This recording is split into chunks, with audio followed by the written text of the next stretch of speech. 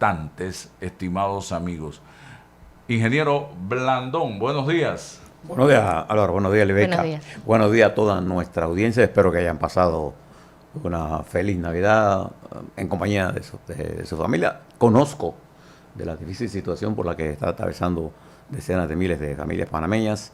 De manera que me solidarizo con los más necesitados de este país. Usted, si tiene cierto nivel de abundancia, Álvaro, Libeca, piense un momento en el país que todos queremos construir, un país donde todos tengamos oportunidad de satisfacer nuestras necesidades básicas y de avanzar como sociedad. La única forma de hacerlo es teniendo siempre un determinado nivel de solidaridad con los más necesitados. Mira, Loro, este editorial de la prensa y a estas preocupaciones generales se une en un momento especial porque estamos a 6 días de un nuevo año, 2026, y en donde tenemos que afrontar con realismo el año que viene, ¿no?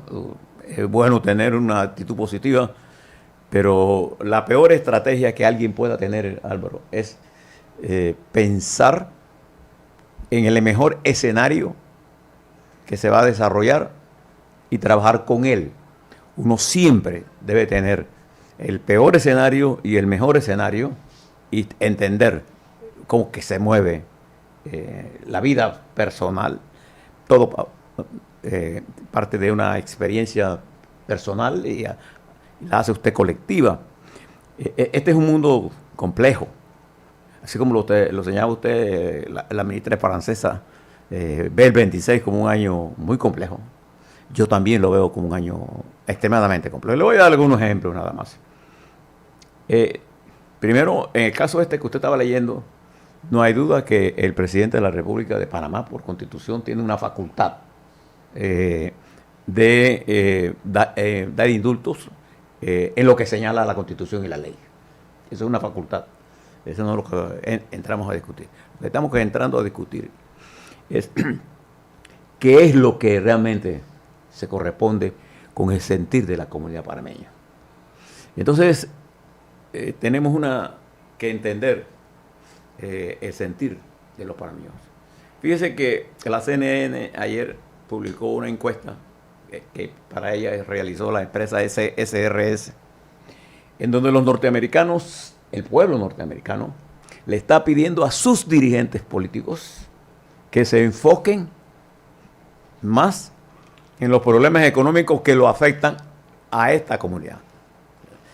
Menos fanfarria internacional, menos mentiras, porque hay gente que cree que la mentira, entre más grande es, más creíble es. O sea, si usted dice una mentira chiquita, probablemente nadie le crea, pero usted dice una mentira grande, y sobre todo si usted es una autoridad, hay una tendencia a creerle. Por ejemplo, a mí me dicen a mí que aquí va a haber un escenario en la que van a producir nieve en Panamá. Yo usaría mi lógica personal. Es un país tropical.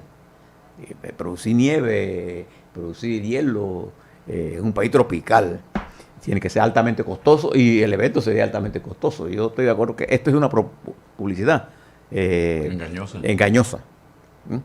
Pero siempre hay un bobo que sale a la calle, siempre. Entonces, si usted mira lo que está ocurriendo, Álvaro, ayer se proclamó el presidente de Honduras, Nasri Tito Asfura. Después de 2 semanas de contando votos. 3, imagínense usted. Y en medio de la protesta general, el presidente conservador, que el señor presidente de los Estados Unidos había señalado como el hombre que iba a ganar, metiéndose en los problemas que no le corresponden a él, y que ya recibió el reconocimiento de la República de Panamá. De varios países de la región. Y yo creo que hay que tener mucho cuidado en el manejo de estas cosas porque quien debe definir si esto es legal o no, al final es el pueblo hondureño. Y aquí quiero mucha controversia esto, pero ya esto es una decisión oficial, tanto de las Fuerzas Armadas como del Consejo Electoral, altamente criticada con el segundo y tercer lugar de esta contienda. Fue llena de muchas situaciones. Pero esto que usted está viendo en Honduras se está repitiendo en el mundo. No, y esta mañana Estados Unidos atacó al Estado Islámico en Nigeria, así ya lo confirmó Donald Trump en un mensaje en redes sociales. El grupo terrorista habría recibido un ataque poderoso y mortal por parte del ejército de Estados Unidos. El presidente llevaba meses denunciando ataques contra los cristianos por parte del Estado Islámico. Han masacrado cantidad de cristianos. Estos señores han estado atacando y matando de manera despiadada, principalmente a seguidores de Cristo, inocentes, a niveles no vistos en muchos años e incluso siglos. Y ya empezó el bombardeo contra esta gente allá en Nigeria. Lo de Nigeria es un crimen lesa humanidad. Lo que están asesinando a cristianos allí son criminales. Y que el mundo había ignorado. Pero usted tenga mucho cuidado con los bombarderos. Estos bombardeos me recuerdan la guerra de Vietnam. Las bombas no saben a quién van a matar. Sí. Las bombas caen y matan al que está ahí. Entonces esa exactitud de las bombas, siempre es cuestionada. A ver, creo que hay que tomar una acción contra estos criminales que están asesinando violentamente a otros por diferencias religiosas. Y esto es una de las características que está teniendo el mundo. Por ejemplo, fíjese esta decisión del presidente de decir que iba a enviar un enviado especial a Groenlandia, crear un problema en Finlandia. Entonces tenemos un mundo complejo y quiero detenerme en Panamá. Porque esto que está pasando en Venezuela, que está pasando en Colombia, que está pasando en Ecuador, que está pasando en Perú, nosotros tenemos que tener una comprensión de lo que está ocurriendo allí para entender lo que está ocurriendo acá. Creo que el 25 nos termina, que estamos a 6 días de terminar, vamos a terminar con un crecimiento económico que puede ser engañoso.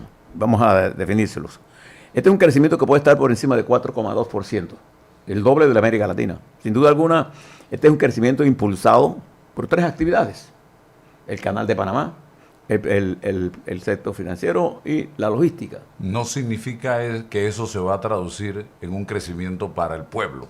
No, lo que significa es que este crecimiento no está produciendo el empleo necesario, es correcto, para abordar el principal problema económico de Panamá, que es el empleo. El empleo, la generación de empleo. Entonces, y además tenemos que comparar que estas cifras están comparadas con el año 24. O sea, debemos saber que en el 24 tuvimos una serie de problemas. O sea, no tomemos las cifras, tomémoslas como algo positivo. Sí, claro que sí.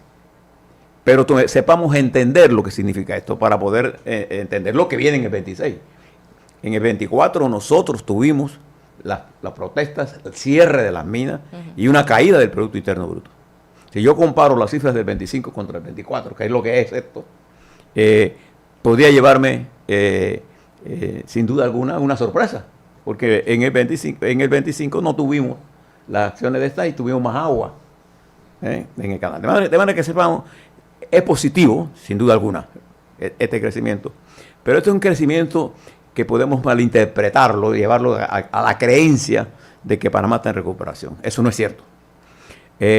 Los otros indicadores son más importantes. ¿Cuáles son esos? ¿Cuál es el nivel de ingreso real del Estado?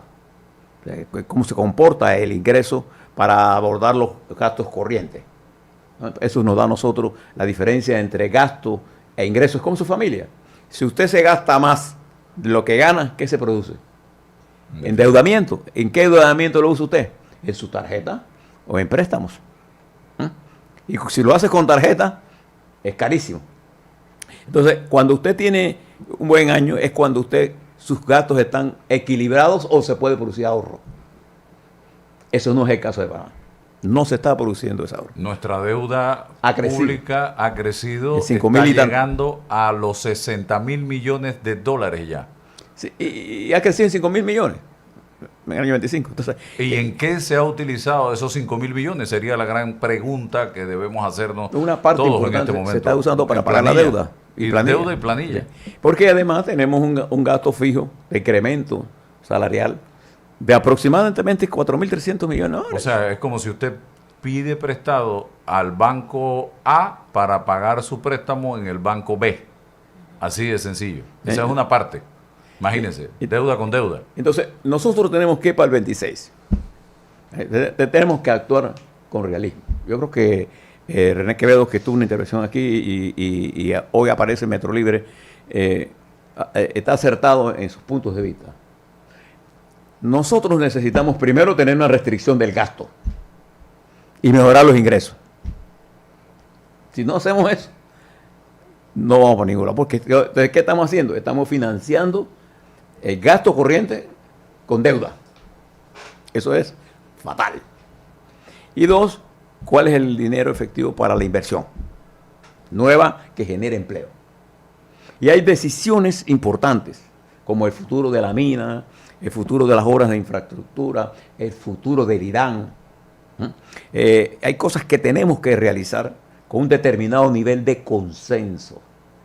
Y en ese camino no estamos trabajando. Y tener una lista de prioridades. Nosotros no podemos estar disparando con escopeta o ametralladora, mejor dicho, porque debe haber prioridad en todo, desde la casa hasta quien administra el Estado debe tener prioridades. Bueno, este año nos vamos a enfocar en A, B y C.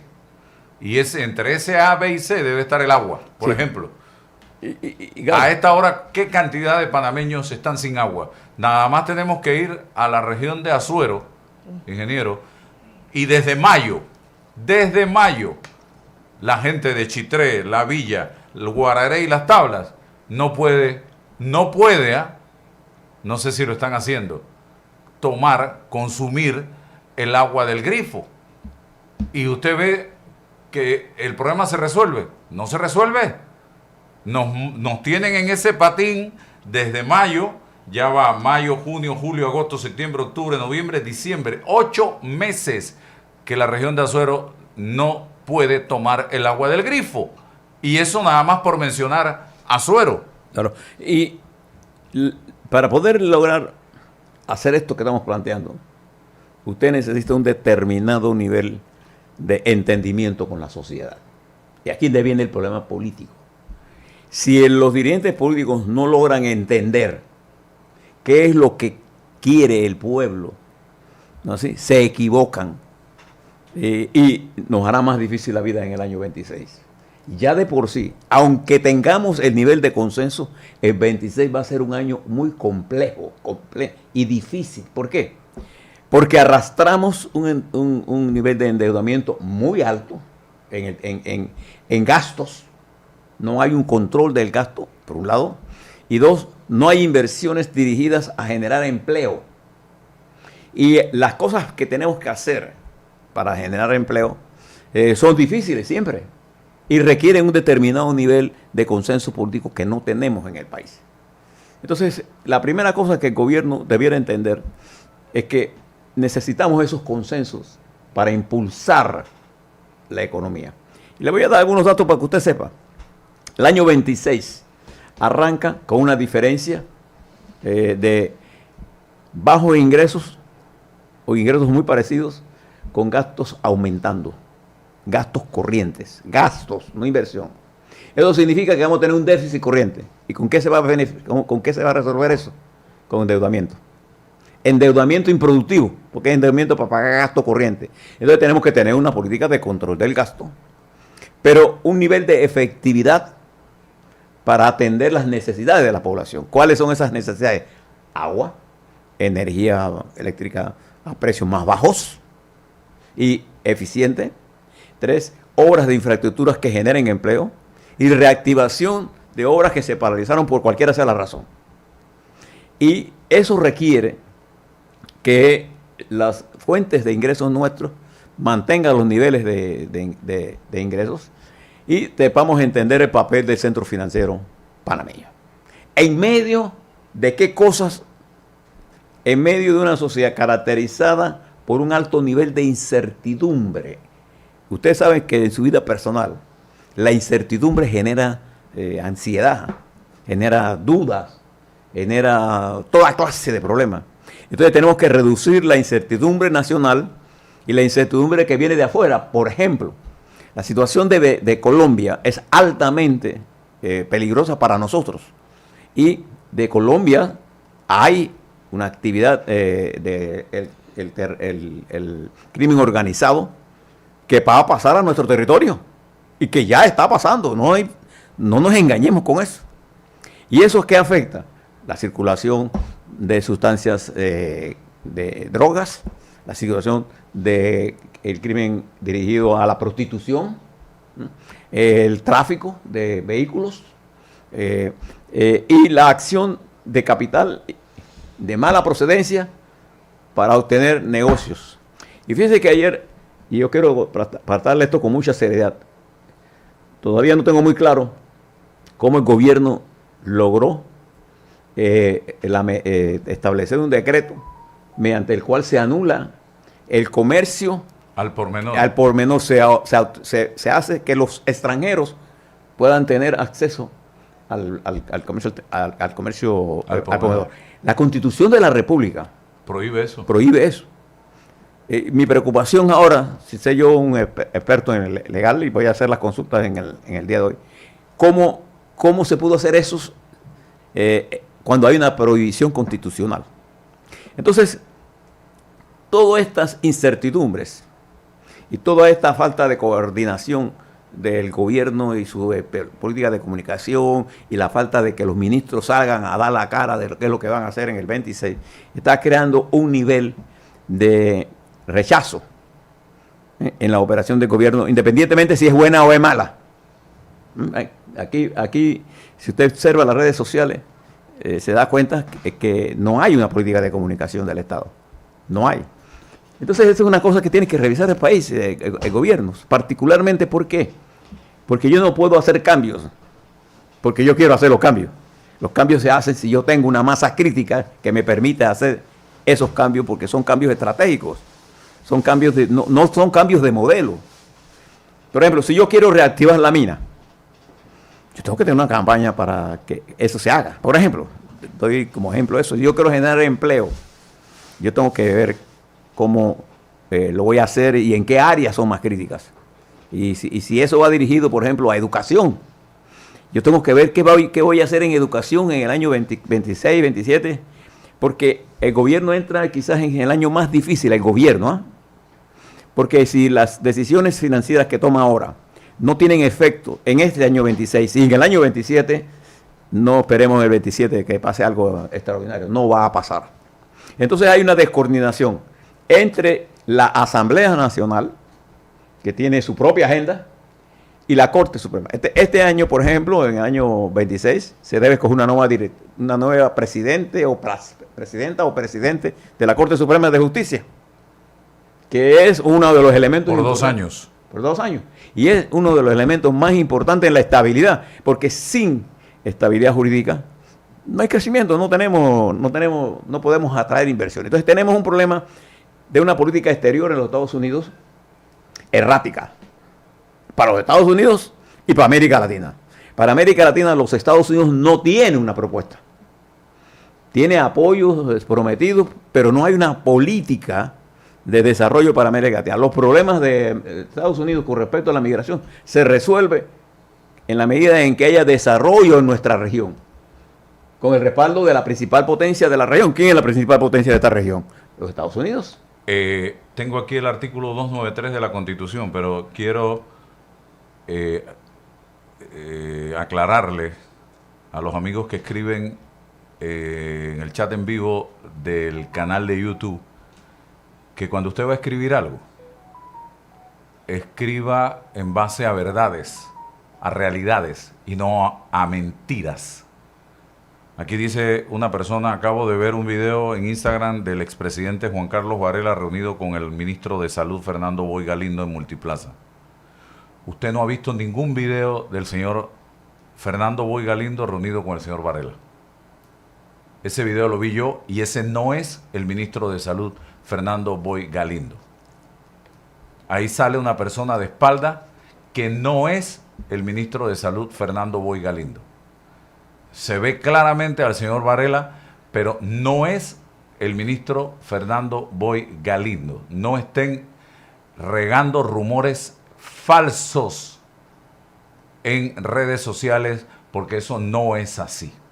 Y ya incluso el propio Fernando Boy Galindo salió a los medios a aclarar que ese que aparece allí, que lo único que se le ve es la espalda y el cabello, no es él. Así que no estén regando mentiras. El artículo 293 de la Constitución Política de Panamá, aquí lo tengo, la Constitución siempre la cargo conmigo, solo podrán ejercer el comercio al por menor los panameños por nacimiento. Los individuos que al entrar en vigencia esta Constitución estén naturalizados y sean casados con nacional panameño o panameña, o tengan hijos con nacional panameño o panameña. 3. Los panameños por naturalización que no se encuentren en el caso anterior, después de 3 años de la fecha en que hubiesen obtenido su carta definitiva.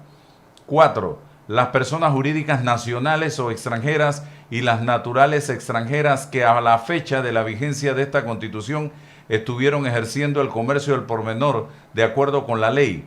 5. Las personas jurídicas formadas por panameños o por extranjeros facultados para ejercerlo individualmente de acuerdo con este artículo, y también las que sin estar constituidas en la forma aquí expresadas ejerzan el comercio al por menor en el momento de entrar en vigencia esta Constitución. Los extranjeros no autorizados para ejercer el comercio al por menor podrán, sin embargo, tener participación en aquellas compañías que vendan productos manufacturados por ellas mismas. Ejercer el comercio al por menor significa dedicarse a la venta al consumidor o la representación o agencia de empresas productoras o mercantiles o cualquier otra actividad que la ley clasifique como perteneciente a dicho comercio. Se exceptúan de esta regla los casos en que el agricultor o fabricante de industrias manuales vendan sus propios productos. La ley establecerá un sistema de vigilancia y sanciones para impedir que quienes, de acuerdo con este artículo, no puedan ejercer el comercio al por menor, lo hagan por medio de interpuesta persona o en cualquier otra fórmula fraudulenta. En pocas palabras, y según este librito que yo tengo aquí, que es nuestra Carta Magna, eso que hizo el presidente es inconstitucional. No, es del Ejecutivo, porque fue el Consejo de Gabinete. El decreto ejecutivo es inconstitucional. Puede ser demandado inmediatamente por inconstitucional. No se permite, al menos que haya una reforma constitucional, el comercio al por menor para extranjeros. Y eso no es un tema de xenofobia por parte nuestra. Simple y sencillamente la Constitución se respeta. Y aquí y en cualquier país del mundo la Constitución es la Carta Magna. Aquí están las normas que debe seguir un país y no puede un decreto de gabinete estar por encima de lo establecido en la Constitución. Por lo tanto, eso no es viable. Y me extraña mucho que el presidente de la República y sus ministros, un gran número de ellos son abogados, y sus asesores permitan esto, que se viole la Constitución de la República. Corrijan, por favor, porque repito, un decreto jamás va a estar por encima de la ley. Y si ya llegamos a eso, Dios mío. Mi punto es el siguiente. No conozco en detalle, pero no he leído el decreto completo. He leído esto que dice la Constitución. La Constitución, para todos los panameños, es la carta política de navegación. Eso es lo que...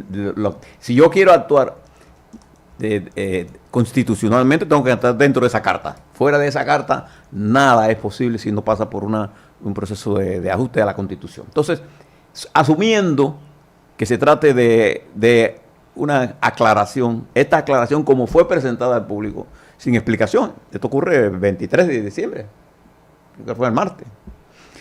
Y este es el tipo de medidas que yo creo que cuando se van a hacer, tienen que hacerse con claridad.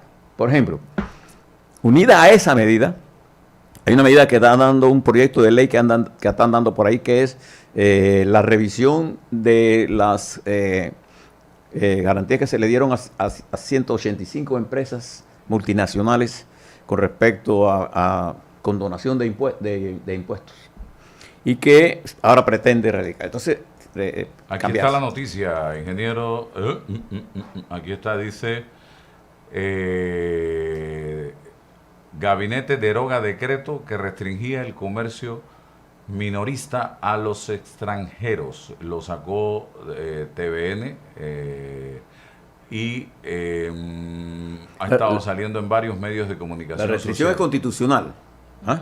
Exactamente.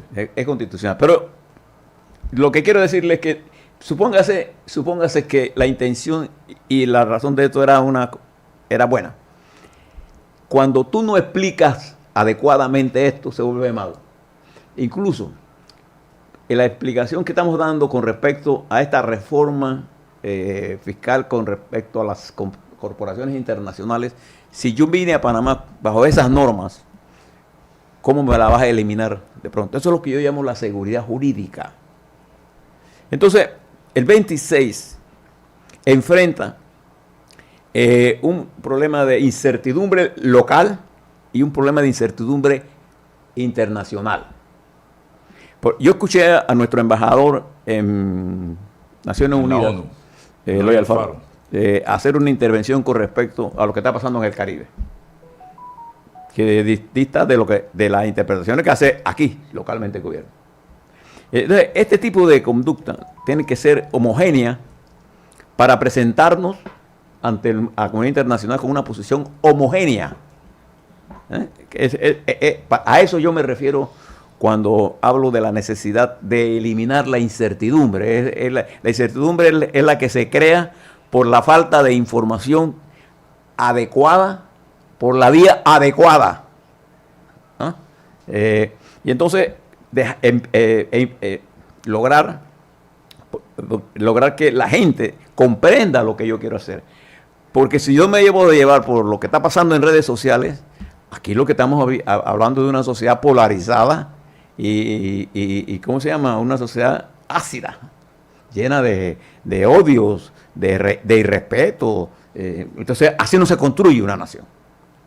Mi punto es que cualquier cosa que el gobierno haga en el año 26 tiene que ser producto de una explicación al país, de una mejor relación entre el Ejecutivo y su pueblo, de una mejor justicia, porque la que hemos tenido nosotros procedente de la Corte, los jueces actúan como si fueran fiscales, ¿no así? Y una lucha anticorrupción que esté marcada en una estrategia general aplicada para todo el mundo, no para el enemigo A o el enemigo B, sino una estrategia de la lucha anticorrupción que permita un determinado nivel de transparencia. Fíjese la palabra que uso. Y aquí tiene que ser práctico. A mayor nivel de transparencia, la eficiencia se reduce. ¿Por qué? Porque usted buscando la transparencia lo que establece más burocracia. Y la verdad es que la lucha anticorrupción requiere de menos burocracia. Entre más poder de decisión tenga un funcionario, más corrupción hay. Así es. Entonces yo tengo que hacer un balance. Para lograr eficiencia, tengo que tener un nivel de transparencia que permita, ¿no así?, que el funcionario no se vuelva indispensable para la toma de la decisión. Porque la toma de decisión entonces allí genera un nivel de discrecionalidad, y la discrecionalidad le da poder. Y el poder es la base con que se usa para la corrupción. Aquí, casualmente, ayer subí un mensaje que dice: cuando la ley ya no te protege de los corruptos, sino que protege a los corruptos de ti, sabes que tu nación está condenada.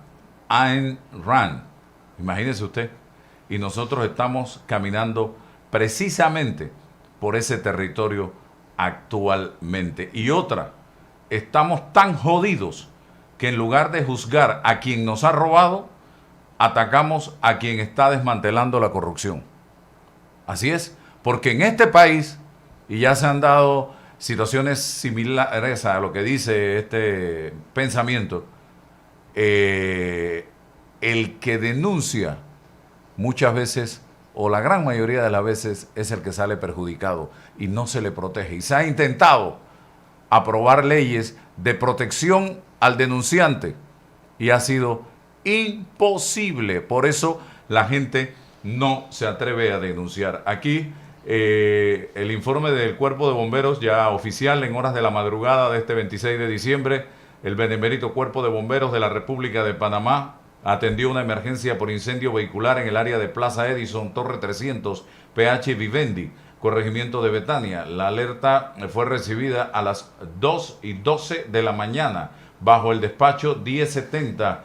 Al llegar al lugar, unidades del vehículo número 300 confirmaron que 4 vehículos se encontraban incendiados en el área del sótano del edificio. De inmediato el personal bomberil inició las maniobras de extinción, además de evacuar preventivamente el edificio como medida de seguridad.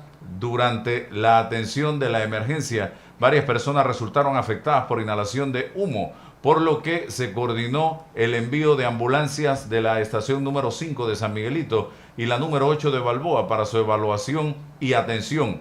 En la escena participaron varios vehículos. El capitán Alexander Pérez informó que en las labores de control y extinción de incendio trabajaron 25 unidades bomberiles. La situación fue controlada sin que se reportaran víctimas fatales. Al momento de este informe, los bomberos se mantienen realizando las verificaciones correspondientes para garantizar la seguridad del área. Lo que nos se dice, cuáles habrán sido las causas de que 4 autos se hayan incendiado de esa manera. Yo escribí ayer, motivado porque usted sabe, ingeniero y Lisbeica, la cantidad de amor que se despliega en las redes sociales, ahora que está muy de moda esto, durante estas 24 horas de Navidad y Año Nuevo también. Y usted siempre ha sido un creyente en que si todo lo que hiciéramos en la vida, ingeniero, le pusiéramos una pequeña dosis de amor, todo sería diferente. Y escribía qué distinto sería Panamá si ese amor que hoy inunda las redes sociales, con mensajes de perdón, abrazos a distancia, palabras sinceras y recuerdos que nos conmueven, no se quedaran en solo 24 horas, sino que se multiplicaran por 365 días al año. Sería un país donde el afecto no dependería de una fecha especial ni de una tragedia para manifestarse. En nuestras familias, ese amor constante se traduciría en más diálogo y menos gritos, en más tiempo compartido y menos ausencias emocionales. Los hogares volverían a ser refugio, no campos de batalla, espacios donde se aprende a respetar, a escuchar y a sanar. Los niños crecerían viendo coherencia entre lo que se dice y lo que se hace, y eso, sin duda alguna, formaría ciudadanos con valores firmes y corazones sensibles. En la sociedad el impacto sería aún más profundo. Un Panamá donde el amor se practique todos los días. Sería un país con más empatía, con menos indiferencia, donde antes hubo insultos, habría respeto, donde hubo violencia, surgiría comprensión, donde reinó la desconfianza, nacería la solidaridad. Las diferencias políticas, sociales o económicas evidentemente no van a desaparecer, pero aprenderíamos a manejarlas con humanidad y sentido común. Ese amor sostenido también transformaría la manera en que trabajamos, servimos y convivimos. Funcionarios más conscientes de su responsabilidad, ciudadanos más comprometidos con su entorno, comunidades que se cuidan entre sí. Porque cuando el amor se vuelve hábito, la corrupción pierde terreno, la injusticia incomoda y el bien común deja de ser un discurso para convertirse en acciones. Tal vez Panamá no necesita grandes discursos ni promesas grandilocuentes. Tal vez solo necesita que ese amor que hoy compartimos en un mensaje, una foto o una oración, lo llevemos a partir de hoy a la calle, al trabajo, a la escuela, a los hogares. Si lo multiplicáramos por 365 días, no solo cambiarían nuestras redes sociales, cambiaría nuestra forma de vivir y con ella el futuro del país, señoras y señores, destaco yo precisamente en este escrito. Esto lo planteo no solo como una reflexión pasajera, sino como una convicción profunda. Lo digo como ser humano y como ciudadano, como esposo, padre, hijo, amigo y hermano, como empresario que cree en el valor del ejemplo y en la responsabilidad social que todos tenemos. Y en el plano profesional, no se equivoquen, como periodista, reafirmo que no podemos renunciar a nuestro rol fiscalizador. Debemos seguir denunciando lo malo, señalar lo que no funciona y con la misma fuerza reconocer y decir lo bueno cuando se hace bien, sin medias tintas, sin conveniencias. Porque el amor del que hablamos no es ingenuo ni complaciente, es un amor comprometido con la verdad, con la justicia y con el futuro del país. Solo así, ejerciendo cada rol con coherencia y responsabilidad los 365 días del año, podremos construir el Panamá que todos decimos querer, ingeniero Blandón. Mire, eso mismo que usted ha dicho se lo voy a poner desde otro ángulo, siendo exactamente igual. Usted se ha fijado que nosotros queremos dividir la sociedad entre los que dirigen, entre si es de derecha o si es de izquierda. Ajá. Entonces, esta ideologización de los problemas es lo que nos trae, esos vientos traen estas tempestades. A mí no me preocupa si el presidente es de derecha o es de izquierda. A mí lo que me preocupa es que el presidente entienda los problemas de su pueblo. No importa que sea de derecha o que sea de izquierda. ¿Por qué? Porque al entender el problema, él se va a mover para el punto correcto. ¿Cuál es el punto correcto? A moverse hacia el medio, donde está la mayoría de la gente. Eso es lo que va a hacer. No importa que sea de derecha, no importa que...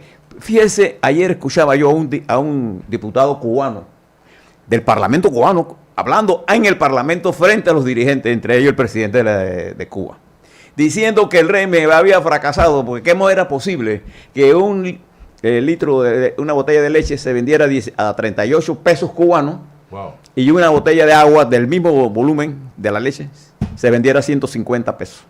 Entonces, ¿cómo pensaban ustedes que con esa ineficiencia, decía el diputado cubano, podemos nosotros producir? Él cuestionando la revolución dentro de la revolución.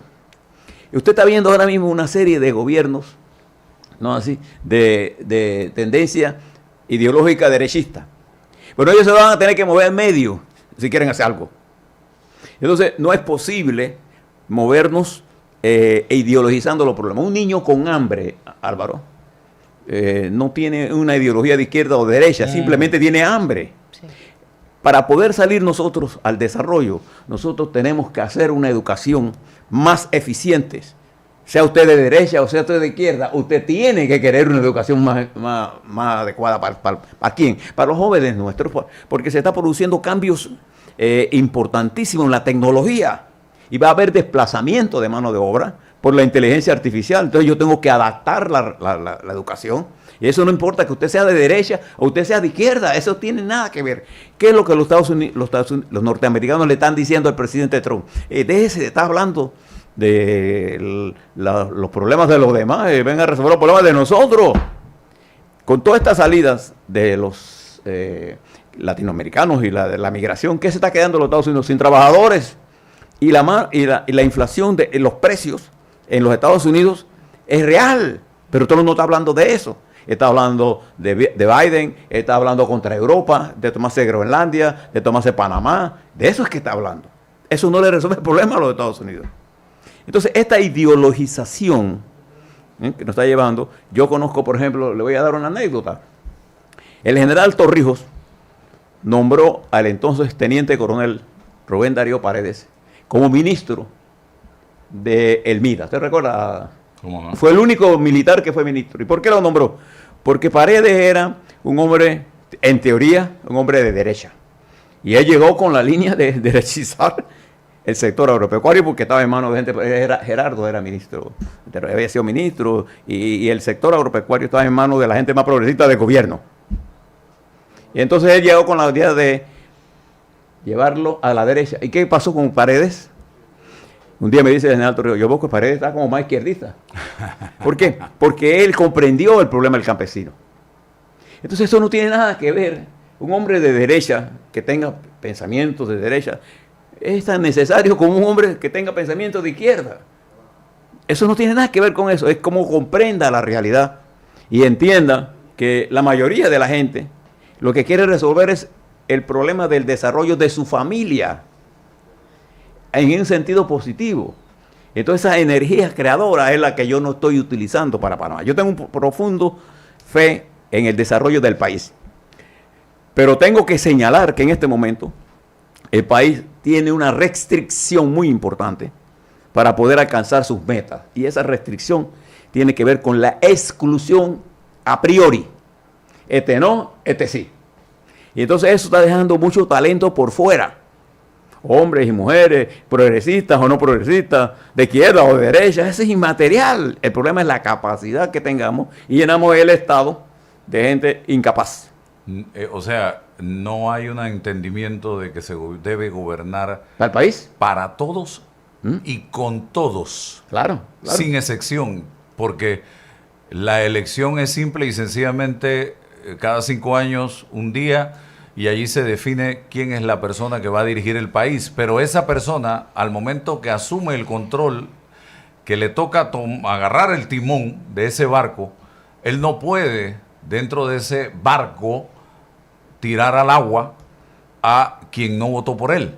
No, al contrario, él tiene que manejar ese barco para todos los que van dentro de él. Y ese barco hoy se llama Panamá y todos formamos parte del mismo, por lo tanto, tiene que llevarnos a puerto seguro a todos, sin excluir a nadie. Lo que está pasando es que hay gente cercana al poder que sí tiene una mentalidad de excluir, de descalificar. Pero por otras razones. Sí, por otras razones. De razones de hacer dinero fácil.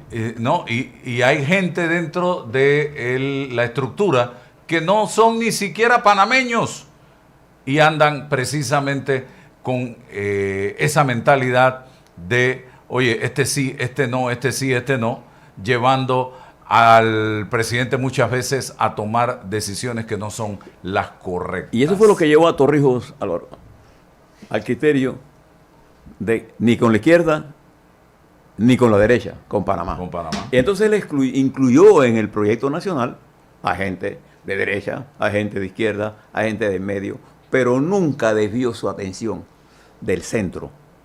Del centro, no del centro neutral, no, del centro del problema. ¿Cuál es el centro del problema? Que nosotros teníamos miles de personas viviendo en propiedades privadas como precaristas. Nosotros teníamos los sindicatos sin organización. Nosotros creamos el Código del Trabajo. ¿Ah? Y desarrollamos todo el sistema eléctrico ese que usted ve, las grandes hidroeléctricas de Panamá. La mayoría se desarrollaron en ese proceso. Pero, ¿quiénes eran sus principales asesores? Gente de derecha, y gente de izquierda, y gente de medio. Pero ¿a quién consultaba él? A los campesinos, a los indígenas, a los profesionales. ¿Ah? Entonces, yo creo que la riqueza de un país, la más importante riqueza de un país, es su gente. No es el dinero que algunos acumulen. No, la riqueza de un país está en su gente, en toda su gente. Si yo logro entender eso, entonces yo tengo que resolver el problema de esa gente. Hoy el panameño, ¿cuál es su principal preocupación? El desempleo, la pobreza. ¿Y eso se expresa dónde? La falta de recursos para comprar sus necesidades básicas. ¿Y eso se expresa cómo? Se expresa en el sentido que tenga con respecto al gobierno. Porque cuando usted les habla al gobierno, cuando el gobierno habla de que recibió 3.000 millones de dólares, yo no sé si ellos tienen la comprensión de que 3.000 millones de dólares para cualquier persona común y corriente, campesina, indígena, esa es toda la plata del mundo. Entonces él tiene que preguntarse, si estos tipos tienen tanta plata, ¿por qué no me resuelven mi problema? Exacto. Ellos no tienen la magnitud que tiene esto, una persona más educada, en el sentido de la educación formal, con respecto a la verdadera valor de esos 3.000 millones de dólares. Entonces la usamos sin conocer al pueblo. Entonces yo creo que el sentido humano, el sentido común me dice a mí, que es el menos común de los sentidos, que yo debo trabajar con el conjunto de la población. Por ejemplo, si yo quiero hacer la hidroeléctrica, la planta de agua para el canal, yo tengo que entender que eso tiene que ser una explicación tengo que reactivar la mina y tengo que reactivar la mina. Bueno, yo tengo que hacer una explicación completa, creíble en esto. Tengo un tema que sé que